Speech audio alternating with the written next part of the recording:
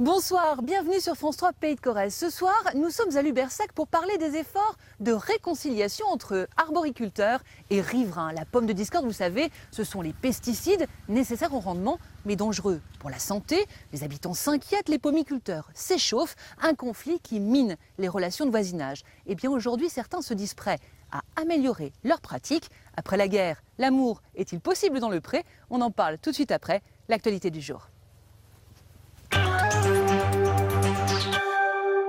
Une réussite pour la fête de la science à Ussel. Les écoliers et les collégiens ont participé aux nombreuses animations scientifiques organisées par les professionnels et les enseignants. La biodiversité est à l'honneur, mais également l'énergie, la technologie, avec bon nombre d'expériences amusantes et étonnantes. Une manifestation gratuite que vous retrouvez dans toutes les villes de France pour conquérir nos jeunes chercheurs.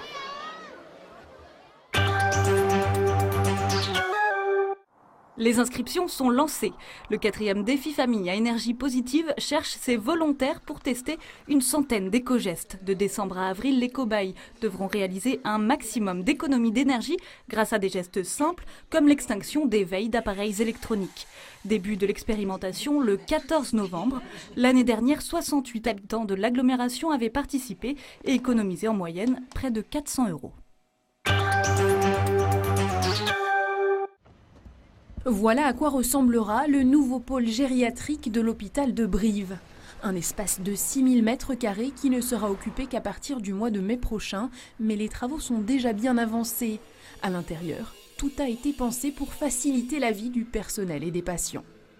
On retrouve des détecteurs de présence et avec de l'éclairage dit à un chemin lumineux, quand le patient se lève la nuit, il est automatiquement dirigé et éclairé dans une pénombre pour signaler l'accès à la salle de bain.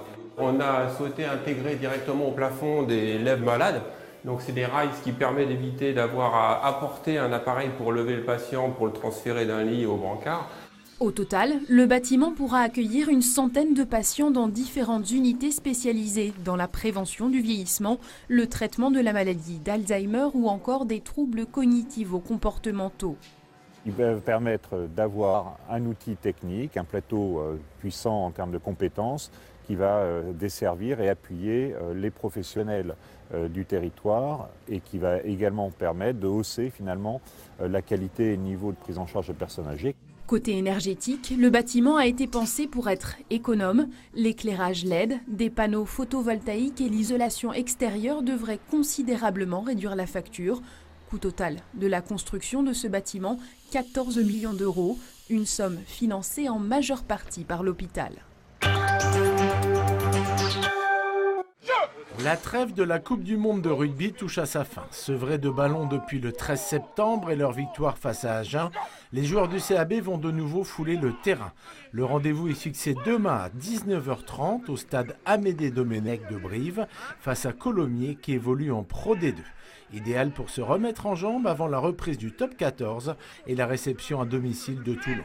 On a ce match de Colomiers, donc on pourra se projeter réellement sur Toulon après le match. Faut pas se tromper, quoi. C'est Colomiers, il faut le respecter. C'est une belle équipe de Pro D2 et perdre à la maison sur un match amical, ça serait pas bien avant de prendre Toulon. Donc il faut vraiment prendre le match de Colomiers avec beaucoup de sérieux et beaucoup d'envie.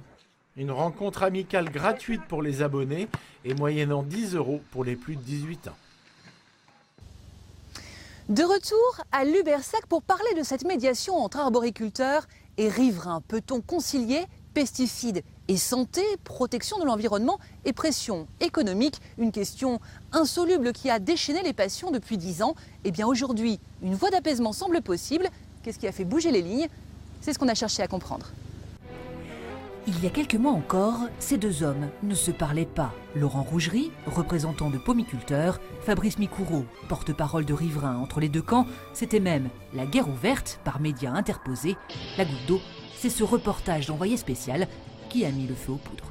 Il vit dans une zone que les habitants ont surnommée le triangle de la mort. Il y avait quand même des images fortes, bon, on savait que c'était pas forcément facile, mais qu'on puisse dénigrer notre image et notre travail à ce niveau-là, voilà, ça a été assez violent. Un climat de vendetta empoisonne alors les relations de voisinage.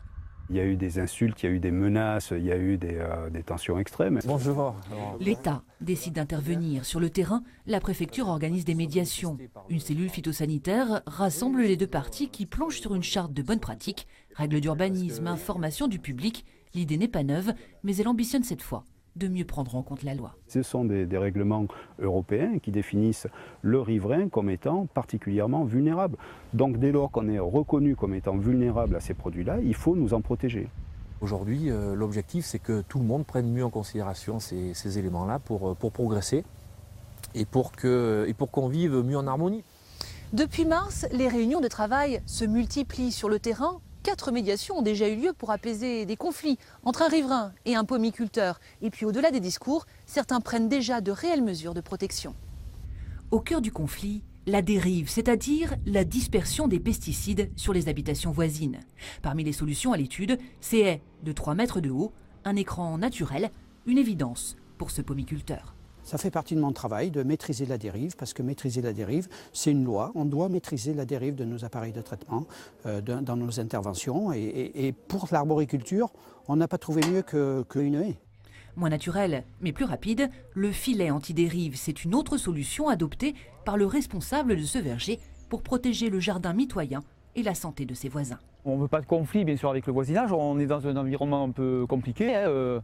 Et donc ça s'imposait. Un effort apprécié qui a d'ailleurs pacifié les relations de voisinage. On est quand même beaucoup moins dans le conflit ou vouloir monter dans la surenchère, à vouloir taper plus haut au niveau du conseil général ou quoi d'autre, pour arriver à se faire entendre.